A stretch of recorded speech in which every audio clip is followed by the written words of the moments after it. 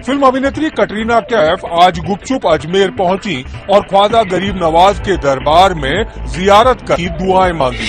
काले रंग का बुर्का ओढ़कर अपने सुरक्षा कर्मियों के साथ अजमेर में ख्वाजा की दरगाह पर पहुंची कटरीना कैफ मीडिया की नजरों से बच नहीं पाई। कटरीना ने ख्वाजा के दरबार में मखमली चादर भी चढ़ाई। कटरीना कैफ की यहाँ अटूट आस्था है, तभी तो कटरीना की कोई भी फिल्म रिलीज हो उसकी कामयाबी के लिए वो यहाँ आकर मन्नत मांगना नहीं भूलती। भाई साहब ने पूछा कि बुत परस्ती गलत है, उनके मजहब में भी गलत है, हमारे मजहब में भी गलत है। आप बुत को उल्टा पूजो या सीधा पूजो, तो मजहब को पूजना सही है क्या नहीं, वो आपका सवाल था। मज़ार पे जाना सही है क्या गलत है? भाई साहब ने बहुत अच्छा सवाल पूछा। इसीलिए मैं कहता हूं कि इस्लाम को जानने के लिए मुसलमान को मत देखो, कुरान और हदीस को देखो। कुरान में कहीं भी नहीं लिखा हुआ है कि मज़ार बनाओ।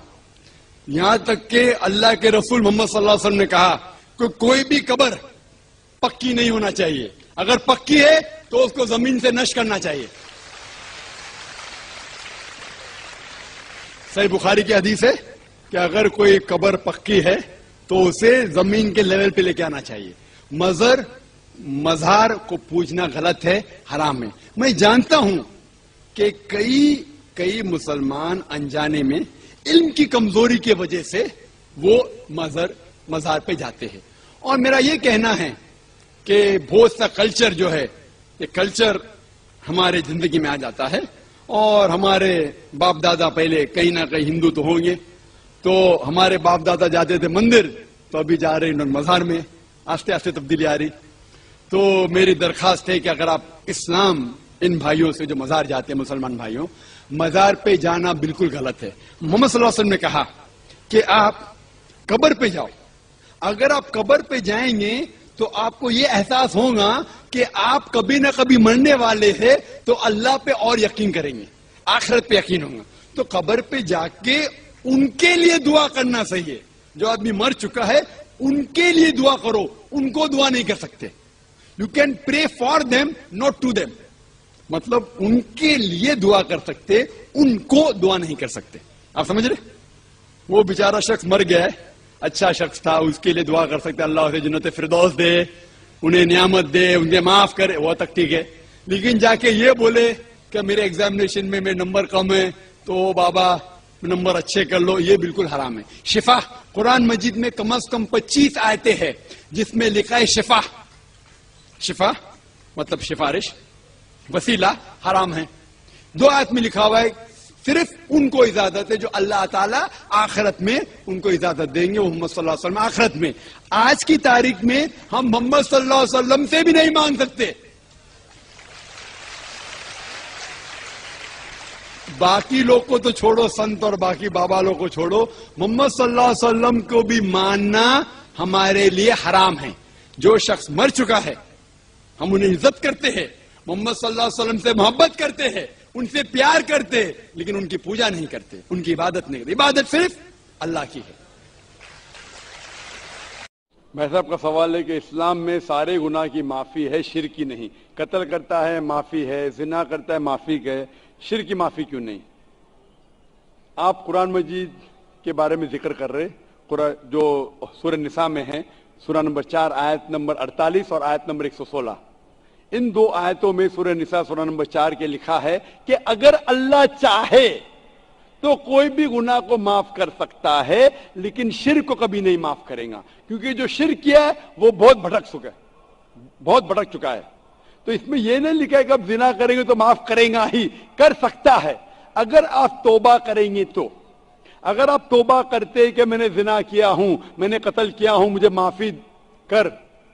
माफ कर दे और इंशाअल्लाह मैं आइंदा नहीं करूंगा, तो अल्लाह माफ करेगा। उसी तरीके से शिर्क भी, अगर आप शिर्क करते हैं और अल्लाह से माफी मांगते हैं, क्या मैं अगले बार शिर्क नहीं करूंगा, तो अल्लाह शिर्क को भी माफ कर सकता है। लेकिन शिर्क के हालत में मरेंगे तो माफी नहीं है। आप मुशरिक जैसा मरेंगे, शिर्क करते हुए मरेंगे तो माफी नहीं। अगर आपने शिर्क किया, लाइक आज आप देख रहे हैं, कल भी परसों भी कितने गैर मुस्लिम बुत परस्ती करते थे, शिर्क करते थे, मूर्ति पूजा करते थे, अभी मुस्लिम बन गए, अल्लाह ताला बेशक माफ करेगा। और जिस दिन आप इस्लाम कबूल किए, आपके पिछले गुनाह सारे माफ, आपका स्लेट क्लीन। मैं माशाअल्लाह अभी 46 साल का हूं, अच्छे काम करता हूं, इंसान हूं, गलतियां भी करता हूं। आप अगर इस्लाम कबूल करे, आपका स्लेट क्लीन। मेरे तो स्लेट में तो काफी चीज ऊपर नीचे है। अगर आप इस्लाम कबूल करें तो अल्लाह के रसूल फरमाते आपके सारे गुनाह माफ, स्लेट इज क्लीन। तो आप एक साफ सुथरे मुसलमान बनते, इसके बाद हिसाब किताब शुरू होगा। तो अगर आप मूर्ति पूजा करते थे, नहीं करेंगे तो क्यों माफी नहीं? सबसे बड़ा गुनाह है। क्योंकि अगर आप किसके जिना करते गलत है, आप रेप करते गलत है, लेकिन आप उस इंसान को चोट पहुंचा रहे। आप अगर कत्ल करते गलत करते, लेकिन अगर मूर्ति पूजा करते तो उस खालिक के नाफरमान हैं, उस खालिक को गाली देने से फर्क नहीं पड़ता है। लेकिन अगर आप गाली देंगे, उस खालिक को गाली देंगे, तो उसके अहकामात पे कैसे अमल करेंगे? आप उसके बताए रास्ते पे भी नहीं चलेंगे, आपका नुकसान होगा। तो आपके नुकसान को रोकने के लिए खुदा कहता है कि मूर्ति पूजा मत करो। कि मूर्ति पूजा करेंगे तो आप उसके जो अहकामात पे अमल नहीं करेंगे, आपको नुकसान होगा, उसके साथ साथ और भी गुनाह करेंगे। इसीलिए मूर्ति पूजा करने वाला सबसे ज्यादा बेखा हुआ इंसान है। लेकिन अगर आपको गलती के लिए माफी मांगते हैं और कहेंगे कि अगली बार नहीं करेंगे, तो अल्लाह ताला आपको माफ करेगा। मैं पूछना चाहता हूं, आप मूर्ति पूजा में मानते हैं भाई साहब? जी। मानते कि नहीं? जी। मानते हैं कि नहीं? जी। मानते हैं? जी। क्यों, आपको लगता नहीं गलत है? आप क्या हिंदू है? जी। आपके मजहबी किताब में लिखेला है, छंदों के उपनिषद में, चैप्टर नंबर 6, अध्याय नंबर 2, श्लोक नंबर 1, एकम अद्वितीयम, खुदा एक है, उसके अलावा कोई नहीं है। लिखा है श्वेता उपनिषद में, अध्याय नंबर 6, मंत्र नंबर 9, नाचस्य कसी जनिता न चदीपा, उस ईश्वर, उस भगवान का कोई रब नहीं, उसके कोई वालदेन नहीं। लिखा है श्वेता उपनिषद में चैप्टर नंबर 4, मंत्र नंबर 19 में, न तस्य प्रतिमा अस्ति, उस ईश्वर, उस भगवान की कोई प्रतिमा नहीं, कोई अक्ष नहीं, कोई पिक्चर नहीं, कोई पेंटिंग नहीं, कोई फोटोग्राफ नहीं, कोई मूर्ति नहीं, कोई बुत नहीं। लिखा है यजुर्वेद में चैप्टर नंबर 32, वर्ष नंबर 3 में, मंत्र नंबर 3 में, न तस्य प्रतिमा अस्ति, उस ईश्वर, उस भगवान की कोई प्रतिमा नहीं, कोई अक्ष नहीं, कोई पिक्चर नहीं, कोई पेंटिंग नहीं, कोई फोटोग्राफ नहीं, कोई बुत नहीं, कोई मूर्ति नहीं। तो साफ तौर पे कई जगह आप हिंदू की मजहबी किताब में लिखा है कि मूर्ति पूजा गलत है, तो क्यों आप मूर्ति पूजा करते? भाई साहब जी, इस बारे में मुझे सही तालीम नहीं है, मुझे थोड़ा वक्त चाहिए। मैं इतने हवाले दे रहा हूं कि आपको लगता है कि मैं फेंकते जा रहा हूं, हवाले के हवाले दे रहा हूं, आप नोट कीजिए।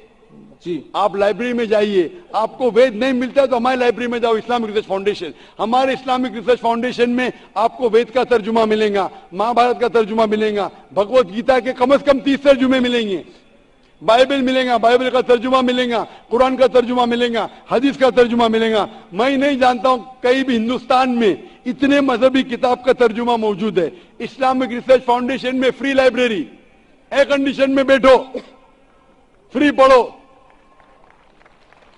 इंशाअल्लाह आपको चाय पानी भी दूंगा मैं।